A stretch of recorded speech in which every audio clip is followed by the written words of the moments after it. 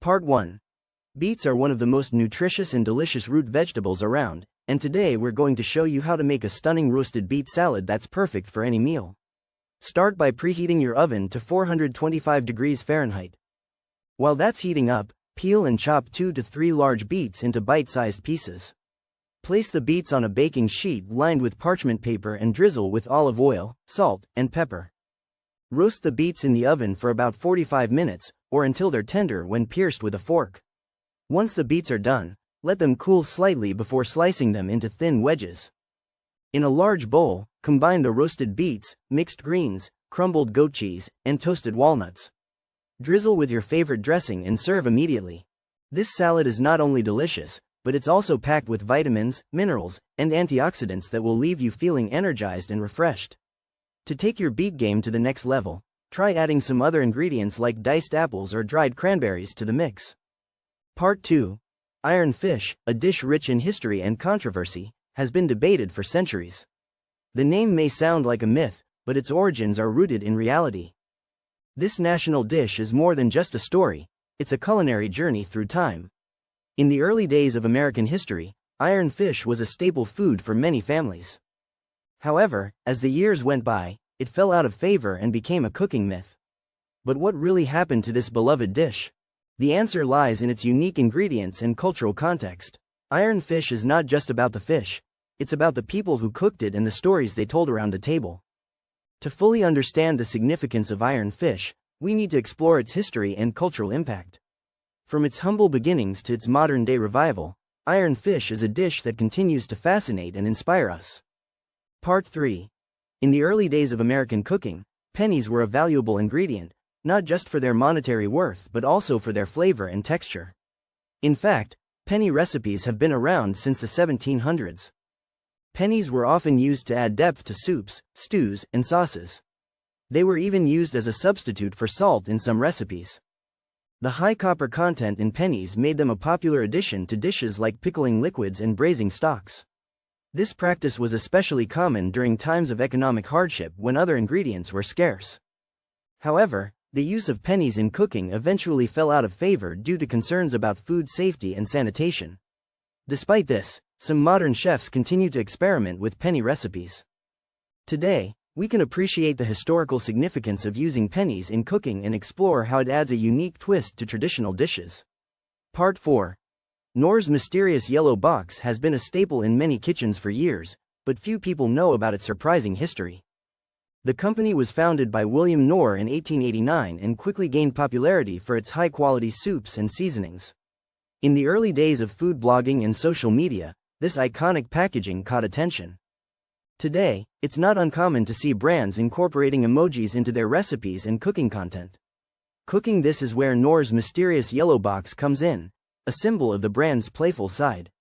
By using emojis in their recipes, food brands can make their content more engaging and fun to read. It's also a great way to add visual interest and break up text. Whether you're a seasoned food blogger or just starting out, incorporating emojis into your cooking content can be a game changer.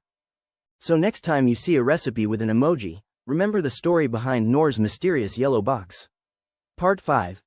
Cooking Mama is more than just a name, it's a brand that has been synonymous with cooking games and recipes for decades. The company behind Cooking Mama, Kokono Corp., was founded by Naoki Yoshida and Takashi Matsunaga in 2006. Their first game, Cooking Mama, Kitchen Magic, was released in Japan in 2006 and quickly gained popularity worldwide. However, the question remains whether their recipe book is a genuine culinary contribution or simply a rip-off of existing recipes. From its origins as a cooking game to its current status as a published cookbook, we'll dive into the world of Cooking Mama's recipe book. With its unique blend of fun and culinary expertise, it's worth asking, is Cooking Mama's recipe book a rip-off or a labor of love? Let's take a closer look at what makes this cookbook so special. From simple snacks to complex dishes, Cooking Mama's recipes are designed to be easy to follow and fun to cook. With its colorful illustrations and step-by-step instructions, this cookbook is perfect for home cooks of all skill levels. Whether you're a seasoned chef or a beginner in the kitchen, Cooking Mama's recipe book has something for everyone. By examining the history and content of this cookbook, we can determine whether it's a culinary ripoff or a genuine contribution to the world of cooking. Part 6. Pão de queijo, a cheesy Brazilian bread, has an astonishing story that weaves together history, culture, and food.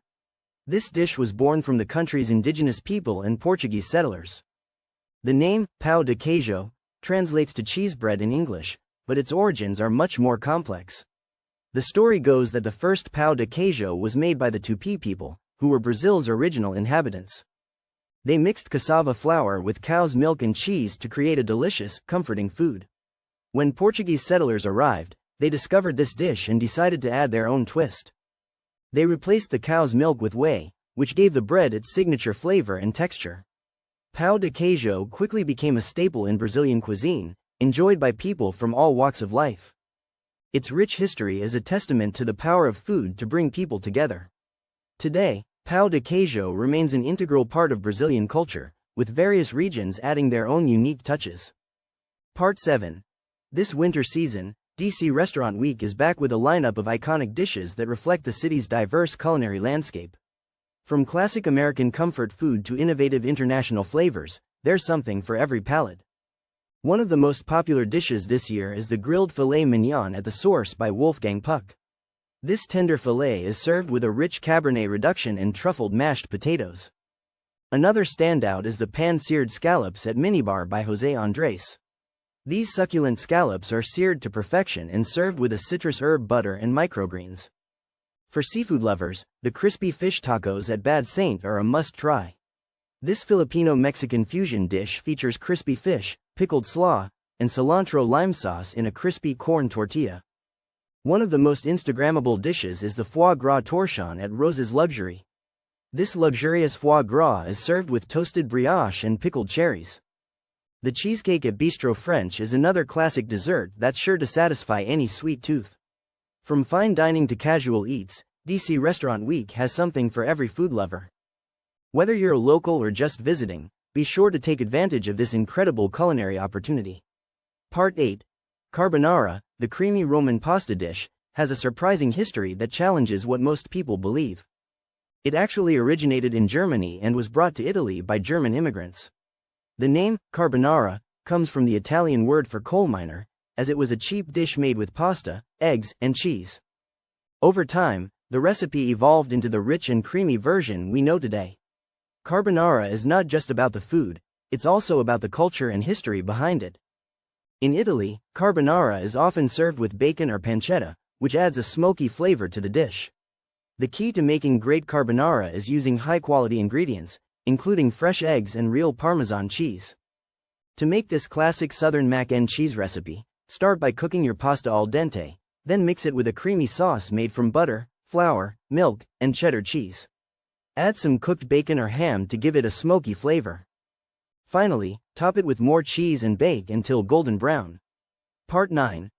Roasting a tenderloin is an art that requires attention to detail and patience, but with this recipe, you'll be the star of your New Year's Eve dinner table.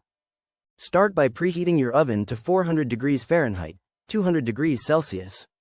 While that's heating up, season the beef tenderloin with salt, pepper, and any other herbs or spices you like. Next, heat a couple of tablespoons of oil in a skillet over high heat and sear the tenderloin on all sides until it's browned. This step adds flavor and texture to your dish. Now, transfer the tenderloin to a roasting pan and put it in the oven. Roast the tenderloin for about 20 to 25 minutes per pound, or until it reaches your desired level of doneness. Use a meat thermometer to check for internal temperature. Remove the tenderloin from the oven and let it rest for 10 to 15 minutes before slicing. During this time, prepare your favorite roasted vegetables, such as Brussels sprouts or carrots, by tossing them with olive oil, salt, and pepper. Roasting brings out their natural sweetness and pairs perfectly with the beef. Finally, slice the tenderloin against the grain and serve it with the roasted vegetables and your choice of sides, like mashed potatoes or a salad. This recipe is sure to impress your guests and make your New Year's Eve dinner unforgettable. Part 10. Potato casseroles are a staple of winter comfort food, and they don't have to break the bank. One 12-ounce package of frozen hash browns can be used in place of fresh potatoes, saving you money on groceries. Additionally, using shredded cheese like cheddar or Monterey Jack instead of expensive grated Parmesan can make a big difference. Another way to save is by making a large batch of casserole and freezing it for future meals. This way, you can enjoy a hot, cheesy casserole without the hassle of cooking from scratch every time. You can also customize your casserole with different toppings like bacon bits or diced onions to add extra flavor. Some recipes even call for ground beef or sausage, which can be browned and added on top of the casserole before baking. By getting creative with ingredients and leftovers, you can create a variety of delicious cheesy potato casseroles without overspending. One idea is to make a breakfast-inspired casserole with scrambled eggs and crumbled bacon. Another option is to add some steamed broccoli or carrots to give your casserole a nutritious boost. With these ideas, you'll have plenty of options for affordable and satisfying winter dinners.